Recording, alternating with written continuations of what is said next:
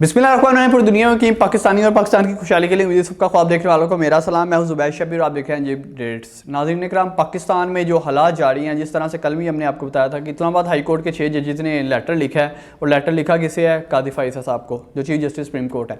उसके बाद उनका क्या आगे से रद्द अमल आता है और क्या क्या खुफिया मुलाकातें की जा रही हैं, सारी हम आपको बताएंगे। और साथ ही साथ आपको बताएंगे कि सुप्रीम कोर्ट के हुक्म को धज्जियाँ उड़ा दी गई हैं उस हुक्म की, और बता दिया गया है कि भाई ये आपका हुक्म है, ये पड़ा आपका हुक्म, वो कौन सा ऐसा हुक्म है, धज्जियाँ किसने उड़ाई हैं, वो भी सारा कुछ आपको बताएंगे। लेकिन इससे पहले आपको बताता चलूँ, अगर आपने अभी तक चैनल को सब्सक्राइब नहीं किया, जल्दी से सब्सक्राइब करें, बेल आइकन पर लाजमी क्लिक करें कि ताकि आने वाली वीडियोस आप तक पहुंच सके। तो स्टार्ट करते हैं कि 6 जजेस ने इस्लामाबाद हाई कोर्ट ने जिन्होंने लिखा था, लेटर लिखा था, कल उसकी डिटेल भी हमने आपके साथ शेयर की थी, जो उसमें पॉइंट्स से मेन मेजर जो पॉइंट्स थे, उन्होंने लेटर लिखा था। लेटर लिखने के बाद कल जी फुल कोर्ट बेंच तश्कील दे दिया था कादी फ़ाइज़ साहब ने, और कल फुल कोर्ट बेंच बैठना था 4 बजे के करीब। वो बैठा भी, लेकिन उसके अहवाल अभी तक सामने नहीं आए, उसका अलमिया अभी तक सामने नहीं आया। अभी तक ये पता नहीं चला कि उसमें क्या क्या फ़ैसला हुआ है, किसने क्या मानी है, किसका क्या पलड़ा बाड़ी रहा है, उसमें क्या क्या बातें हुई हैं, अभी उसके बारे में बिल्कुल भी नहीं पता चला।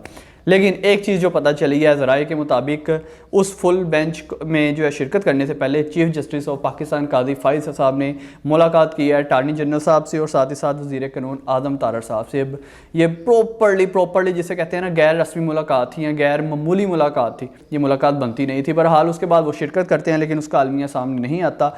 उसके बाद डिटेल ये सामने आती है कि आज दोबारा ये फुल बेंच बैठेगा।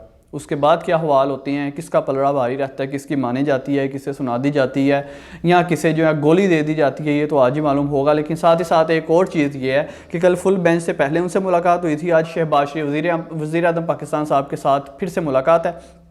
उस मुलाकात के बाद फुल बेंच का हिस्सा बनेंगे कादी फ़ाइज़ साहब, और उधर क्या बताया जाता है ये तो कोई नहीं जानता। बहरहाल 2 रूमर्स फैली हुई हैं। पहली रूमर तो ये है कि पाकिस्तान तहरीक इंसाफ की तरफ से उन वकला को कहा गया है, वो वकला जिन्होंने एप्लीकेशन लिखी है, उनका ताल्लुक पाकिस्तान तहरीक इंसाफ से निकाला जा रहा है, नून लीग और पीडीएम वगैरह की तरफ से, कि उनका ताल्लुक उनसे है और उनके कहने पर उन्होंने ये काम किया। और दूसरी रूमर ये फैली हुई है कि सुप्रीम कोर्ट की जानिब से हदायत दी गई हैं कि आप इस तरह से लेटर लिखें, उसके बाद हम एक्शन लेंगे। अब ये मामला किस तरफ जाती हैं इस पर तो हम कुछ नहीं कह सकते।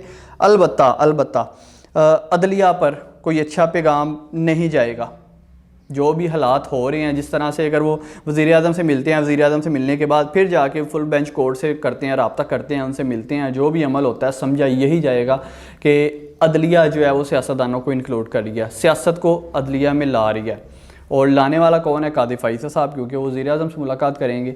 अब इसके बारे में बहुत से मामला है। एक मारूफ सहाफ़ी ने भी इसके बारे में ब्रेकिंग कुछ दी है, लेकिन उससे पहले आपको पता चलेगा कि अगर इस तरह से होता है तो माइट भी पॉसिबल जिस तरह से जस्टिस आमिर फ़ारूक वाला वाक़या हुआ था कि मेरी उत्ते गल हो गई है, तो आज इस मीटिंग के बाद वही कुछ सुना दिया जाए कि भाई हमारी बात हो गई है, तो आप ठंडे रहें। लेकिन ये मामला इस तरह से दबने वाला नहीं है। अब मारूफ सहाफ़ी कौन है? मतीउल्लाह जान साहब। उनके एक्चुअल जो वर्ड्स हैं वो आपके सामने मैं रखूँगा कुछ खुलासतन। मतीउल्लाह जान साहब सीनियर सहाफ़ी हैं और बहुत पुराना जानते हैं इन सारी पाकिस्तानी पॉलिटिक्स को, अदलिया को।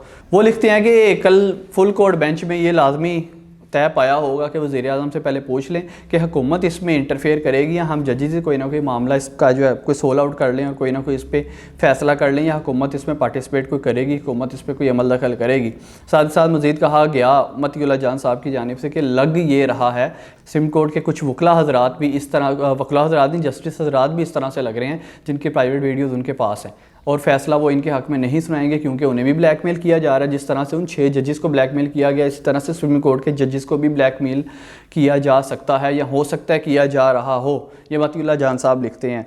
मज़ीद ये मामला है कि जो उनके सुप्रीम कोर्ट के जो फैसले थे, सुप्रीम कोर्ट ने कल फैसला सुनाया था, हमने आपके साथ शेयर भी किया था कि रावलपिंडी में 9 मई के वाक़यात में मुलविस जो आखिरी 19 मुल्ज़मान थे, उनके ज़मानत मंजूर हो गई। अब चैपशाहज़ार के चलकों पर सुप्रीम कोर्ट के जज ने कहा कि ठीक है भाई छोड़ दें। लेकिन मामला किधर जाते हैं? मामला ये जाते हैं कि आज फिर से उन्हें पकड़ लिया जाता है, हसास दायरे के गेट पर हमला करने का मुकदमा दर्ज कर दिया जाता है, 3 MPO के तहत उनकी गिरफ्तारी कर ली जाती है। और गिरफ्तारी कौन करता है? DC Rawalpindi, deputy commissioner Rawalpindi. Supreme court superior authority है पाकिस्तान की, उसके चीफ जस्टिस जो सुपीरियर तरीन बंदे हैं, सुपीरियर तरीन इंसान है, सुपीरियर तरीन अथॉरिटी है पाकिस्तान की, वो फैसला सुनाते हैं। और उस फैसले को हवा में कौन उड़ाता है? DC रावलपिंडी। ओ प्याज ये फैसला ताड़ा फड़ ले जे, मैं फिर कर लो, जो करना कर लें। ये मामला आ रहा है और सुप्रीम कोर्ट के फैसले की धज्जियाँ उड़ाई जा रही हैं 3 MPO के तहत DC साहब की तरफ से। अब ये मामला किस तरफ जाता है ये तो कोई नहीं जानता, लेकिन ये जो 6 जजेस वाला मामला खुल गया है, अब अंदर से रूमर्स ये भी फैली हुई हैं, ज़राए के मुताबिक ये भी मामला सामने आ रहा है कि ये लावा इस्लामाबाद से खाली पटा है, लाहौर से भी फटना बाकी है। लेकिन इसमें जो अनलकीली अभी तक किसी भी वकला तंजीम ने इनका साथ नहीं दिया, हमारे में सामने नहीं आई। इवन पाकिस्तान तहरीक इंसाफ के वकला को ये स्टांस लेना चाहिए था कि वो सामने आए, आगे खड़े हों और कहें कि हम अपने जजेस के साथ खड़े हैं। इसके अलावा Pakistan bar council, Punjab bar council, जितनी बार कौंसल्स हैं वो सामने आती है और आए कहती हम जजेस के साथ खड़े हैं। अगर जजेस के साथ ये मामला होगा, उन्हें इंसाफ नहीं मिल पाएगा तो पाकिस्तानी वाम इंसाफ की किस तरह से इनसे उम्मीद रख सकती है। उम्मीद तो यही करते हैं जो भी हो पाकिस्तान के भी मित्र हो, इन्हें इंसाफ मिले और इसका फ्री एंड फेयर ट्रायल चले, जो भी इसका फैसला हो अच्छा हो और जस्टिस उन्हें भी मिले जिस तरह से पाकिस्तानी वाम को मिलना चाहिए, उस तरह जजों को भी मिलना चाहिए। और अगर जजों को नहीं मिलेगा तो पाकिस्तानी वाम को भी कतन नहीं मिलेगा। अपनी मेज़बान ज़ुबैर शबीर को इसी उम्मीद के साथ इजाज़त दीजिए, जो भी का पाकिस्तान के हक़ में बेहतर होगा। और इसकी आज जो फुल बेंच कोर्ट बैठता है उसका जो भी अलमिया होगा वो भी इंशाल्लाह आपके साथ शेयर करेंगे। अल्लाह ने के बाद।